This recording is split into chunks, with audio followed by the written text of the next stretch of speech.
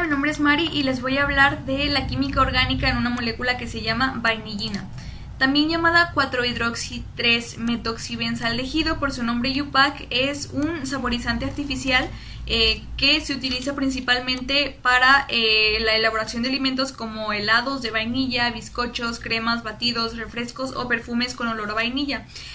Como producto natural, este se clasifica como compuesto fenólico, dado que tiene un anillo aromático unido a más grupos funcionales.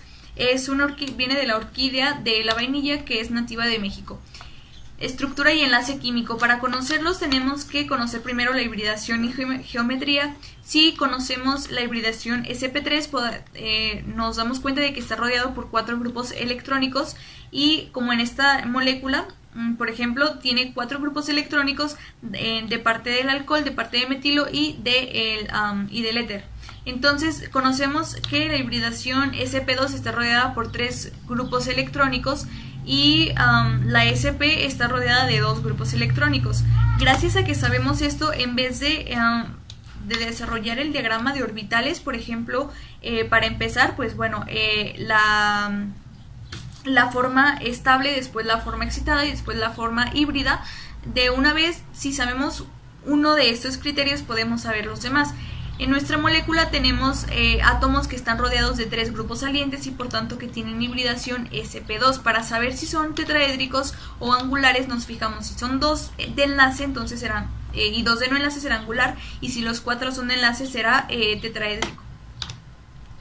En estructura de resonancia tenemos primero que el átomo que va a deslocalizar y bueno desplazar a los pares, a los dobles enlaces, serán uno de los pares libres del átomo del oxígeno del alcohol, que comenzará pues partiendo de formar un carbanión y después a desplazar a los pares de los pares dobles a los enlaces dobles, hasta que concluya en realizar esta última molécula, que se desplaza por el benceno. ¿Sí? Las propiedades de las moléculas se saben si conocemos la polaridad, que esta es la diferencia de electronegatividad en la molécula, mientras que momento dipolar es la dirección hacia donde va esta electronegatividad. En el caso de esta molécula sabemos que se desplaza hacia este lado gracias a que los deltas negativos predominan en este lado, y como ya es polar, en una molécula de agua que también es polar, es soluble en agua. Para conocer los hidrógenos ácidos de esta molécula, volvemos a revisar la definición del ácido y base de Bronsted-Lowry, en la cual sabemos que la base son aceptores de protones, por tanto tienen cierto exceso electrónico. Estos son los grupos funcionales como alcoholes, cetonas, fenoles, ácidos carboxílicos. Por lo tanto, aquí tenemos el primer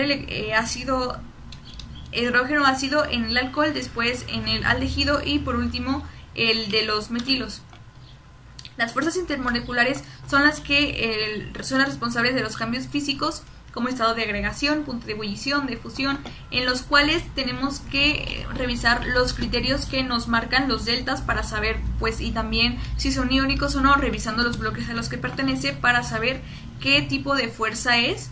Entonces, como aquí aquí nos fijamos en los deltas negativos para conocer si son dipolo-dipolo inducidos, aquí hay puentes de hidrógeno, en el aldehído hay fuerzas de London y dipolo-dipolo, y en el éter hay dipolo-dipolo inducido y dipolo-dipolo. Los grupos funcionales nos indican, nos son indicados por el arreglo que tienen la estructura. En este caso, pues conocemos que conociendo estas tablas, estos criterios, podemos conocer que aquí hay un aldehído, hay un alcohol, de este lado hay un alcano y este es un éter y un alcano aromático. En la estereoquímica es importante en la química orgánica porque nos ayudan a conocer cuál va a ser cuáles van a ser los comportamientos de los compuestos orgánicos en el espacio. No todas son iguales. Estos son los isómeros, puesto que son compuestos que tienen la misma fórmula molecular, pero diferente fórmula estructural. Los hay estructurales que difieren en la posición. Hay de posición, de cadena y de grupo funcional, y los hay espaciales, que solo difieren en cómo se orientan en el espacio. Los hay ópticos y geométricos. En esta molécula tenemos ópticos porque giran del lado contrario, y también estructurales, puesto que predomina un mayor tamaño de un solo lado, es decir, es un isómero cis o bien Z. En una página que se llama PubChem yo encontré algunos de los isómeros que tiene esta molécula poniendo la fórmula condensada, y como vemos pues también nos lanza el nombre, y como vemos son bastantes. Llegamos a reactividad conociendo que esta molécula, conociendo pues los componentes de esta molécula. Al tener benceno pues es bastante útil en un laboratorio de química orgánica. Recordemos que es una reacción química, que es un proceso en el que el reactivo genera nuevos productos. En esta pues tenemos el sustrato, que es quien sufre o es atacada por el reactivo que es quien da paso a la reacción química, que por lo regular se coloca de arriba de la flecha de reactividad, y pues abajo pues se encuentran las condiciones como disolvente, temperatura. Las moléculas deben de chocar entre sí para producir energía y romper o formar enlaces.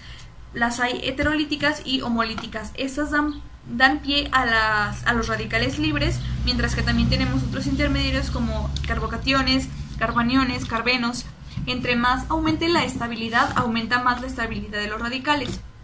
Aquí tenemos un ejemplo de homolíticas, en los que en esta molécula son susceptibles estos marcados por esta flecha, aunque pues en los alcoholes es más probable una ruptura heterolítica. Los nucleófilos se parecen a una base y tienen la delta negativa, mientras que los electrófilos se parecen a un ácido y tienen la delta positiva. Para ello regresamos a saber que los ácidos y las bases de Bronsted-Lowry nos marcan una buena pauta para saber cómo se van a comportar, y de esta manera saber que las bases débiles son nucleófilos, se comportan como nucleófilos, y los ácidos débiles se comportan como bases.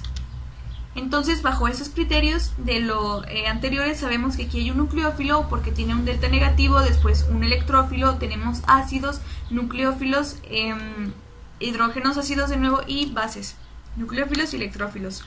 Los grupos salientes, entre más base débil es un mejor grupo saliente. Nos fijamos también en los criterios de si es suficientemente electronegativo. Se busca que también sea polarizable y que tenga estructuras de resonancia. Y lo que se busca con esto es que deben de ser muy estables cuando son separados. En esta molécula los más susceptibles son el aldehído por la resonancia, después el éter y luego el alcohol, basándonos en la basicidad. Las reacciones de sustitución son en las que el nucleófilo se sale del sustrato, y después llega el nucleófilo a formar otro producto. Las reacciones de sustitución pueden ser de segundo orden o SN2, ocurren en un solo paso, y entre menos estables sean los sustratos, pues mejor, más óptimo será. Ocurren más óptimamente en disolventes apróticos, y las SN1 ocurren en 2 pasos. Y son las de primer orden. Entre más estables sean los sustratos, más óptimos serán estas reacciones, y ocurren mejor en condiciones con disolventes próticos. El primer paso de estas, un ejemplo de esta, con el mejor grupo saliente de la vainillina, que es el aldehído, es la ruptura del enlace del nucleófugo. Entonces, pues aquí también tenemos el disolvente prótico que nos indica una SN1. Entonces, regresando, en el segundo paso se forma un carbanión, un carbocatión, y después el nucleófilo forma parte de esta molécula, y tenemos entonces aquí el producto primario y secundario. De la misma manera, tenemos un disolvente prótico, entonces pues nos indica es una SN1, dada que también tenemos podemos tener un carbocatión. Se rompe este enlace, y en un paso 2 se forma el nucleófilo, forma parte de esta reacción y pues tenemos el producto primario y secundario. En el alcohol este se rompe y en un segundo paso tenemos que el bromo se añade a este, bueno, se forma un enlace con este carbocatión y tenemos entonces un producto primario y uno secundario. Gracias.